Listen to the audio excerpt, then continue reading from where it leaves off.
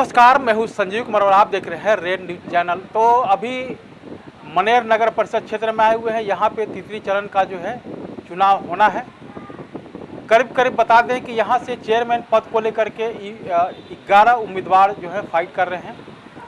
हालांकि मैं कई लोगों से मैंने फीडबैक लिया, कई चेहरे का नाम आ रहा है, लेकिन सबसे पहले मैं बात कहूँ तो हमारे सामने जो है सत्यजीत राज जी का नाम आ रहा है। इससे पूर्व में भी हम लोगों ने चर्चा पर चर्चा किया है। तो अभी इनसे जानते हैं कि जब आपने नॉमिनेशन किया, नॉमिनेशन से पहले आप इस क्षेत्र में घूम रहे थे, लोगों से रूबरू हो रहे थे, तो उनका क्या कुछ लोगों का शिकायतें हैं, डिमांड क्या है और आपका मैनिफेस्टो क्या है, प्रत्येक मुद्दों पे मैं बात करूंगा। इसके बाद मैं यहाँ की जो जनता है उनसे मैं भी फीडबैक लूँगा कि यहाँ पे पहले नगर पंचायत क्षेत्र था, अब ये नगर परिषद क्षेत्र हो गया है। तो यहाँ के जो लोग हैं, चाहे फुटपाथी दुकानदार हों, महिलाएं हों, तमाम मुद्दों से मैं बातचीत करूँगा। तो पहले तो सत्यजीत जी आपको जो है रेड न्यूज़ चैनल में आपको बहुत बहुत स्वागत करता हूँ। आप सभी को मनेर नगर परिषद में स्वागत करता हूं और नमस्कार करता हूं। आप यहां पधारे हैं और मेरा इंटरव्यू कर रहे हैं। अच्छा, ये बताइए सत्यजीत जी कि आप चेयरमैन के लिए फाइट कर रहे हैं, लोगों से मिल रहे हैं, रूबरू हो रहे हैं। तो पहली ये बताइए कि यहाँ के लोगों की शिकायतें क्या है, क्या कुछ शिकायत सुनने के लिए मिल रहा है आपको? यहां जो पहले उम्मीदवार थे और जो नुमाइंदगी किए हैं इस क्षेत्र का, मनेर नगर परिषद का, तो विकास कुछ भी नहीं हुआ है। मनेर नगर परिषद बहुत उपेक्षित रहा है।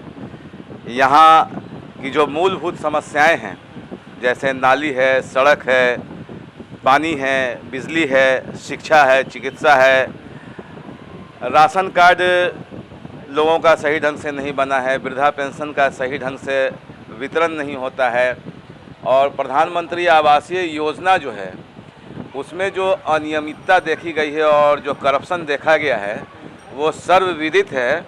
यहाँ की जनता बहुत त्रस्त है और एक नए विकल्प के तलाश में है और वो चाहती है कि एक कोई नया चेहरा आए और एक ऐसा चेहरा है जो उनकी बात को समझे, उनकी समस्या को समझे और उनकी समस्याओं को सुलझाएं। और लोगों की आशा जो है मुझसे बहुत बंधी है और मैं यहाँ पर अपने पिताजी का नाम लेना चाहूँगा। अब इस दुनिया में नहीं रहे, उनका स्वर्गवास हो चुका है।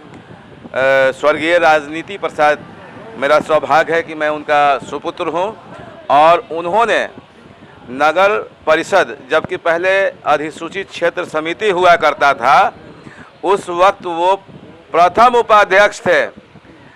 उपाध्यक्ष थे और उन्होंने जो विकास का काम किया और जो मनेर को आगे ले जाने का काम किया, उसके बाद से आज तक मनेर उपेक्षित है और मनेर में विकास के नाम पर लूट खसोट और भ्रष्टाचार मचा हुआ है और लोग हर जगह इससे त्रस्त हैं और लोग इससे छुटकारा पाना चाहते हैं। अच्छा, जनसंपर्क के द्वारा जो है पहले जो लोगों की शिकायतें थी, जो आपने बताया, अब यहाँ के लोगों का डिमांड क्या है, क्या मांग कर रहे हैं? नल जल की योजना जो है वो आप देख सकते हैं कि पूरी तरह से यहाँ पे सफल नहीं है।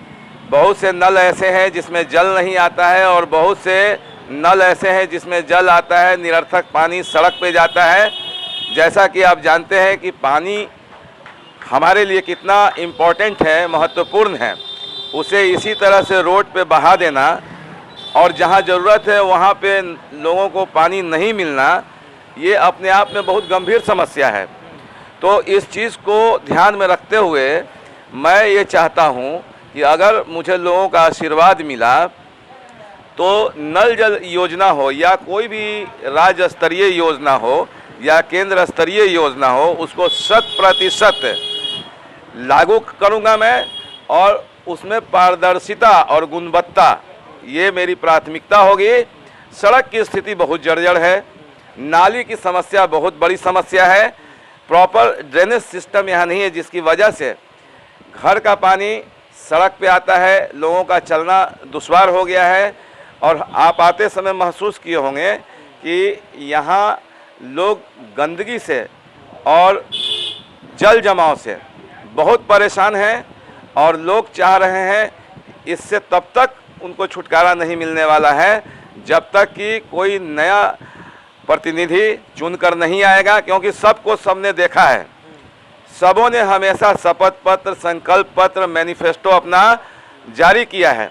बस ये कॉपी कट पेस्ट तक ही सीमित रह गया है।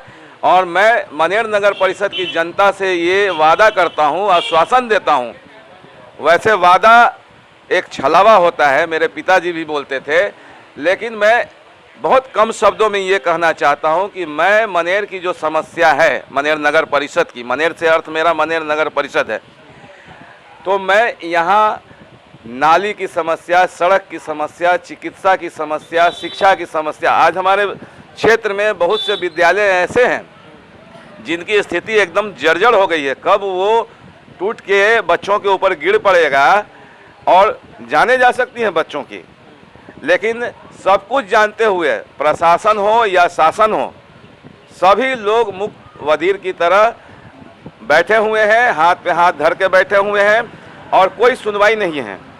एक सरकारी अस्पताल है, अस्पताल की भी स्थिति खराब है, आप जाकर देख सकते हो, एक अल्ट्रासाउंड नहीं है। लोग को अगर कोई एक्सीडेंट किसी का होता है तो सीधे बैंडेज पट्टी के अलावा वहाँ और कोई सुविधा नहीं है, सीधे रेफ़र किया जाता है कि आप पटना जाइए, वहाँ आपका इलाज होगा। आप समझ सकते हैं कि हमारे यहाँ बहुत से गरीब लोग ऐसे हैं जो पैसे के अभाव में पटना नहीं पहुँच पाते हैं और अच्छी चिकित्सा के लिए जो खर्च करना है वो नहीं कर पाते हैं, बहुत सी मौत हो जाती है। अच्छा, इस नगर परिषद की सबसे बड़ी समस्या क्या है? सबसे महत्वपूर्ण समस्या? सबसे महत्वपूर्ण समस्या नगर परिषद की है नाले की समस्या और सड़क की समस्या, अतिक्रमण की समस्या। ये तीन समस्याएं जो हैं ये सबसे टॉप पर 1, 2, 3। अब इसमें किसको फर्स्ट रखा जाए, किसको सेकंड रखा जाए और किसको थर्ड, नंबर 1 पे ही सब है। और जब मैं जीतूंगा या मुझे लोगों का आशीर्वाद मिलूंगा तो मैं इन तीनों पे पैरेलल एक साथ फोकस करूंगा और इन तीनों का कोई व्यवस्था करूंगा, ऐसी व्यवस्था करूंगा जिससे कि यहाँ के लोगों को ये अच्छा ड्रेनेज सिस्टम मिल सके, अच्छी सड़क मिल सके और लोगों को आने जाने में जो कठिनाई हो रही है, जाम की स्थिति जो लगी हुई है, ऐसा देखा गया है कि बहुत से लोग एम्बुलेंस से पटना जा रहे हैं भर्ती होने के लिए, या हार्ट का प्रॉब्लम है या बहुत कम टाइम मिलता है उनको इलाज के लिए, आधा घंटा जाम में फंस जाते हैं, 1 घंटा जाम में फंस जाते हैं। तो बड़ी समस्या ये है, जब मैं आपके पास आ रहा था इससे पूर्व, जब मैं आपके पास आने से पूर्व मैंने कई लोगों से मैंने बात किया कि भाई वहाँ पे जाना है, तो ट्रैफिक की सबसे बड़ी समस्या मैंने देखा। और जो अस्थायी रूप से जो फुटपाथी दुकानदार हैं वो लोग लगाए हुए हैं जी, उनका भी कहना है कि इस बार नगर परिषद का चुनाव हो रहा है तो हमारे लिए भी एक अस्थायी वेंडर जोन होना चाहिए जी। गांव देहात से जो मेहमान थी, जो महिलाएं आ रही थी, उनका भी कहना है कि हमारे लिए कुछ ऐसा शौच वौच का भी व्यवस्था उतना उचित नहीं है, हमें शर्मिंदगी महसूस होती है। देखिए, जो वेंडर हैं या फिर जो फुटपाथ पे जो अपना बिजनेस करते हैं, दुकान लगाते हैं, खोमचा लगाते हैं, ट्रैफिक की समस्या रहती है। बिल्कुल बिल्कुल यही समस्या है। वो गरीब लोग हैं, मेहनत कश लोग हैं और मैं नहीं चाहूँगा कि उनको कोई वैकल्पिक व्यवस्था होने तक गुजारा जाए या उन्हें परेशान किया जाए। उनके साथ पूरी सहानुभूति है मेरी। यहाँ पे वेंडर जोन की जो बात आप बता रहे हैं, हमारे थाना से थोड़ा सा आगे बढ़िएगा दक्षिण की तरफ तो एक पेठिया एक जगह है, बाज़ार जिसको हम बोलते हैं, मनेर बाज़ार पर, वो बहुत साल पुराना वहाँ पे जो है लोगों का ये खोमचा रखकर और ये फेरी वाले लोग अपना सामान रख कर बेचते थे, लेकिन उसकी स्थिति एकदम ख़त्म हो गई है, नष्ट हो गई है। मैं चाहूँगा कि अगर मैं चेयरमैन बनता हूँ तो वहाँ पे एक मल्टीप्लेक्स स्टोरेज बिल्डिंग का निर्माण करवाऊँगा और जो लोग फुटपाथ पे अभी बिजनेस कर रहे हैं जिसके कारण अतिक्रमण की स्थिति उत्पन्न हो गई है, वहाँ मैं शिफ्ट करूँगा। और मैं इस चीज़ के सख्त खिलाफ़ हूँ कि बिना वैकल्पिक व्यवस्था किए उन लोगों को वहाँ से उजाड़ा जाए। लेकिन ट्रैफिक जाम की समस्या है, इससे निजात मिलना बहुत ज़रूरी है और इसके लिए काम करना बहुत ज़रूरी है और इसके लिए कुछ ठोस व्यवस्था होनी बहुत ज़रूरी है जी। तो आप ये बताइए, एक आपका बहुत अच्छा एक सवाल था शौचालय की, तो मैं ये कहना चाहता हूँ आपके चैनल के माध्यम से कि शौच जो है वो कोई कह के नहीं ऐसा होता है नोटिस देके कि उसकी पहले से व्यवस्था की जाए। बहुत जल्द उसका परित्याग करना पड़ता है, चाहे महिला हो चाहे पुरुष हो, हम हो या आप हों। तो हर वार्ड में एक शौचालय हो ताकि लोगों को दिक्कत का सामना नहीं करना पड़े।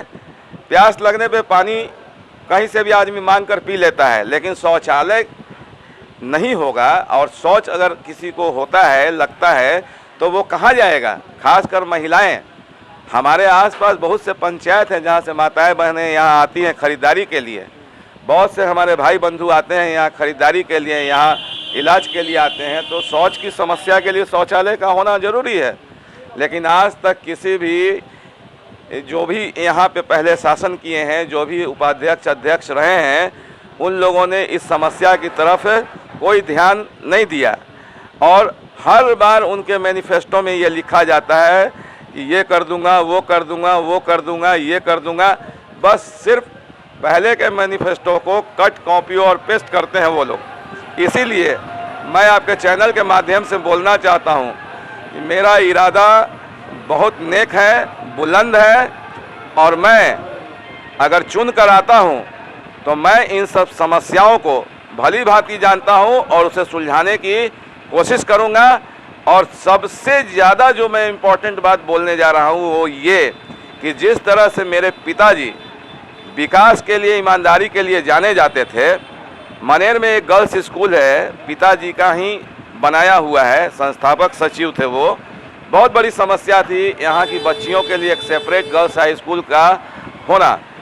उन्होंने अथक प्रयास से, अथक परिश्रम से उस चीज़ का निर्माण कराया और आज बहुत सी बच्चियाँ उस स्कूल से पढ़कर निकल रही हैं और कॉलेज तक पढ़ाई कर रही हैं।